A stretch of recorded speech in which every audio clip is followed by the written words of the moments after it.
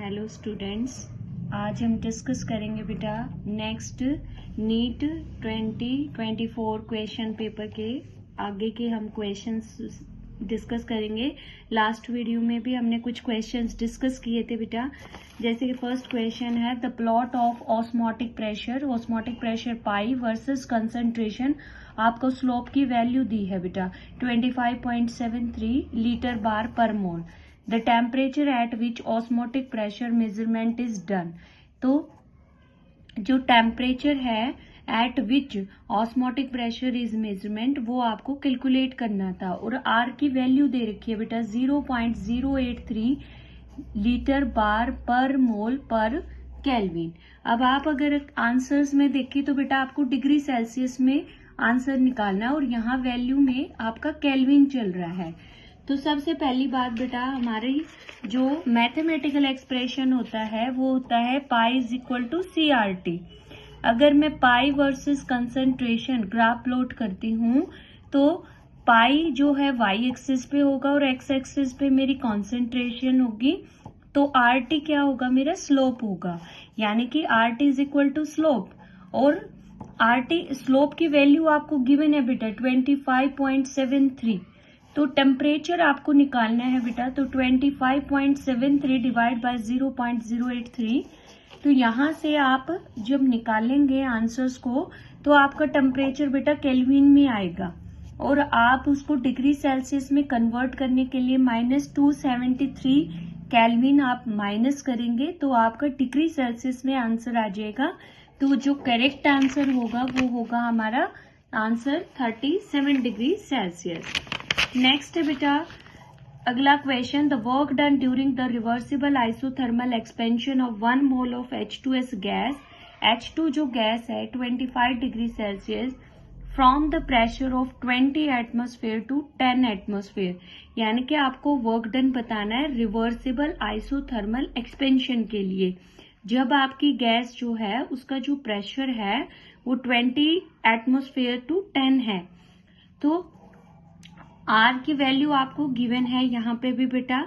But यहाँ पे एक इम्पॉर्टेंट बात क्या है कि work done reversible isothermal expansion है, और एक्सपेंशन के लिए बेटा हमेशा वर्क डन होता है क्या, नेगेटिव होता है। तो आप इसमें डायरेक्ट हम आंसर निकाल सकते हैं कि नेगेटिव में हमें चाहिए, और यहाँ ऑप्शन में एक ही में नेगेटिव है बेटा, तो वही हमारा क्या होगा, करेक्ट आंसर होगा। और आप इसके लिए फॉर्मूला क्या लगाते, W is equal to -2.303 nRT integration P1 by P2, ये फॉर्मूला लगता, और हमें पता है एक्सपेंशन होता है तो वर्क डन नेगेटिव होता है। नेक्स्ट क्वेश्चन है the product of A and B obtain in the following reaction.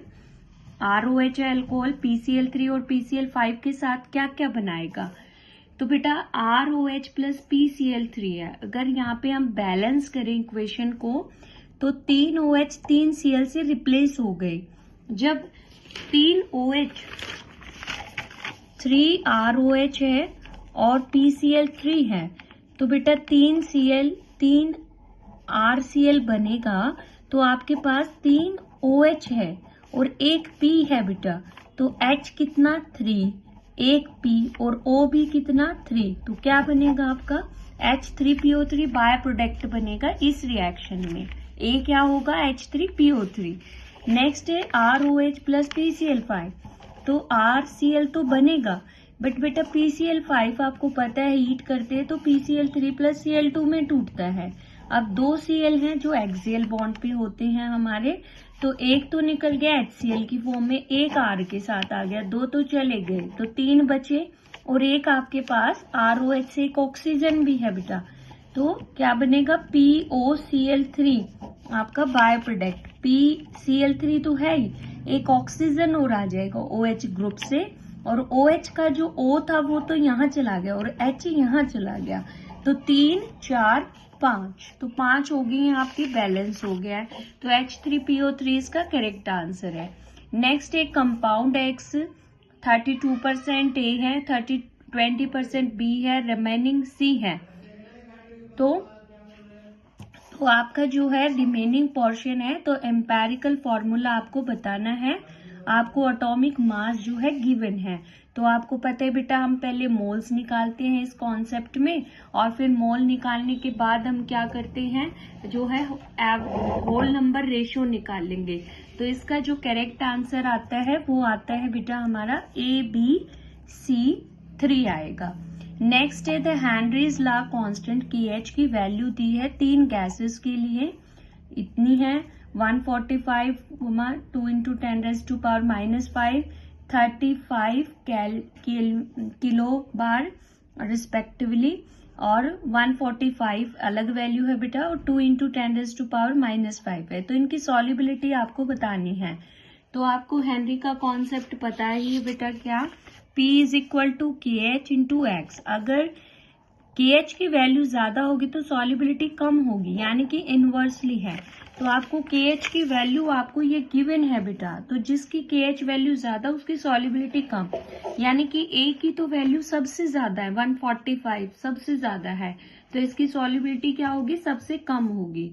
यहाँ पे वैल्यू क्या है 2 × 10⁻⁻5, तो -5 है तो बेटा डिवाइड में करेंगे 2/1 और 5 जीरो होंगे तो 0.0002 आ जाएगा, तो इसलिए इसकी कम है। तो ये आपका करेक्ट आंसर होगा BCA।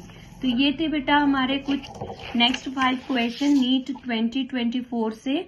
अगर आपको ये वीडियो अच्छी लगे तो आप वीडियो को लाइक करें, शेयर करें, चैनल को सब्सक्राइब करें, और नेक्स्ट वीडियो में आपकी आगे फिर से क्वेश्चंस रिपीट होंगे नीट एग्जाम के। Thank you.